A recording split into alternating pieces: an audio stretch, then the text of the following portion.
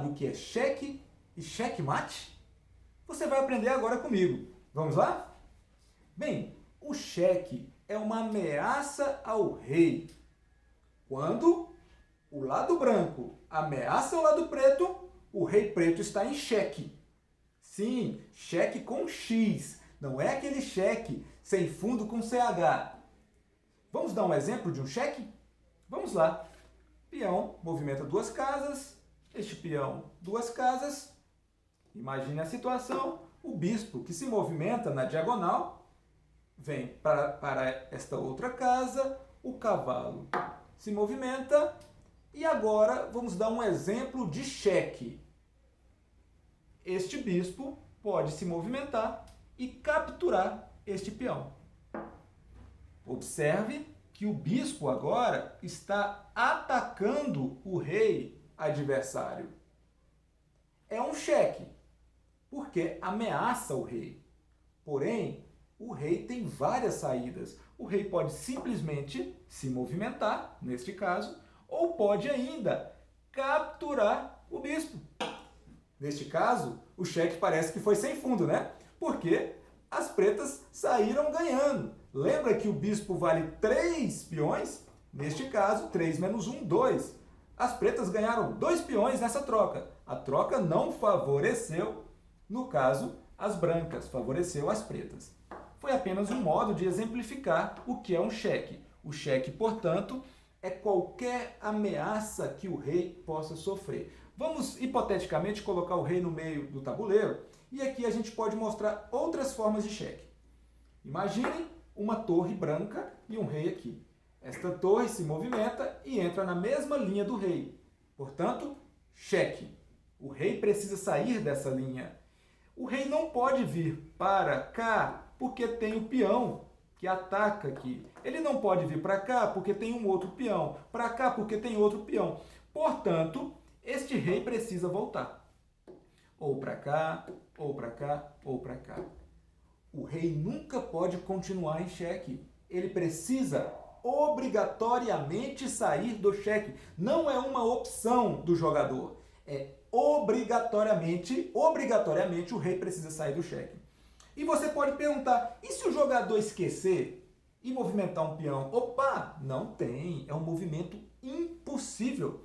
Sabe no futebol, quando alguém quer jogar com as mãos, um jogador, que não seja o goleiro, deseja jogar com as mãos? É um movimento impossível, não é? No xadrez, da mesma forma. Se o rei estiver sob ataque, ou seja, se o rei estiver em xeque, ele precisa sair do xeque. Saiu do xeque. Vamos dar um outro exemplo? Imagina que agora tem mais um xeque. O rei precisa novamente sair do xeque, mas ele tem uma outra opção neste caso. Ele pode ou se movimentar, ou ele pode colocar uma peça obstruindo o ataque da torre. Neste caso, o peão obstrui o xeque e agora o rei não está em xeque mais, porque a torre não ataca o rei, ataca o peão. Então, isto é o xeque, é uma ameaça ao rei.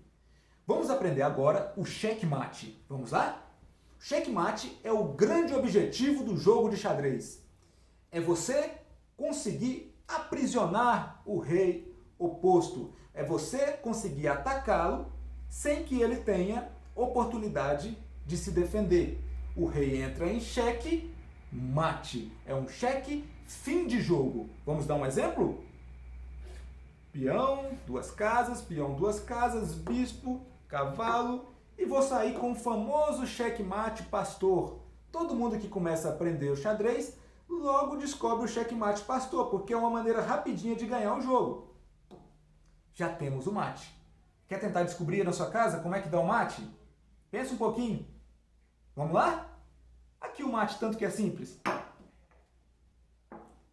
Este é um exemplo de checkmate, porque a dama, neste caso, está atacando diretamente o rei e atacando todas as opções de saída. O rei não pode vir para cá porque a dama está atacando. O rei não pode capturar a dama porque a dama está apoiada por um bispo.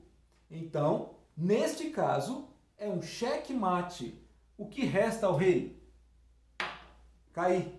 Fim de jogo, as brancas venceram.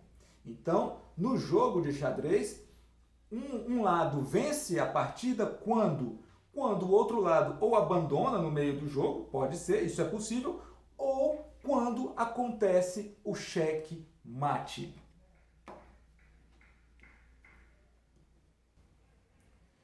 Vimos até aqui que o jogo de xadrez chega ao fim com um cheque mate, quando um lado vence o outro, quando a guerra acaba. Mas, em alguns casos, há também no jogo de xadrez um empate. Vamos descobrir quais são as formas de empatar? Vamos lá?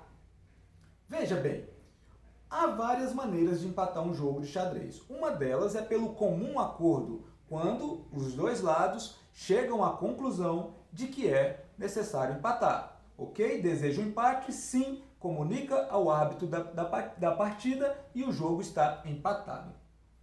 Esta é uma forma. Há outras maneiras. Quer ver uma outra maneira? Repetição de lances. Quando há 3 repetições de lances, também o jogo é empatado. Por exemplo, se começa o jogo e o jogador movimenta o cavalo, volta o cavalo, movimenta 3 vezes. Lembrando que para movimentar 3 vezes a gente está contando um movimento como concretizado pelas duas partes. Então a gente conta um movimento quando o branco faz o seu movimento e o negro também. 2 movimentos, 3 movimentos. Quando há repetição de 3 lances, a parte interessada pode solicitar o empate para o árbitro. Mais uma forma de empatar. Uma outra forma de empatar é quando o rei está sozinho no tabuleiro. Ou seja, quando, vamos mostrar aqui, quando os 2 reis ficam sozinhos no tabuleiro, então temos mais uma forma de empate. Não há como dar mate, porque um rei sozinho não pode dar mate no outro. Né? Lembra que quando o rei começa a chegar perto, existe um limite?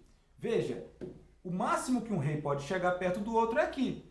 A partir do momento que se fosse para movimentar aqui, um rei estaria se colocando em ataque, então é proibido. Um rei não pode encostar no outro rei. Então esta é mais uma forma de empatar. Uma outra forma também de empatar é quando existe uma outra peça no tabuleiro, por exemplo, um bispo, e nós sabemos, e você está sabendo agora, que rei e bispo é incapaz de dar mate no outro jogador. Então, mesmo com um bispo na partida, não pode haver o mate, porque existe uma insuficiência de material. Não é possível, portanto, ganhar o jogo está oficialmente empatado. Agora vamos falar do último caso de empate. Se chama rei afogado. O que é um rei afogado? É quando o rei não pode se movimentar para nenhuma casa e não se encontra sob ataque. Veja o caso do rei branco. Imagina que a vez de mexer fosse das brancas aqui. O rei branco, neste caso, não pode vir para esta casa, porque o peão ataca esta casa. O rei branco não pode vir para esta outra casa, porque o rei preto ataca esta casa. Então, neste caso, o rei está afogado, ele não possui movimento. Recapitulando, um rei afogado é quando ele não está em xeque, não está ameaçado e não possui nenhuma casa para movimentar. Mesmo que tivesse um peão preto aqui e um peão branco aqui, também seria empate por rei afogado, porque os peões não podem se movimentar, né? E o rei também não pode movimentar. Portanto, neste caso, se fosse a vez das brancas, teríamos um caso de empate, rei afogado.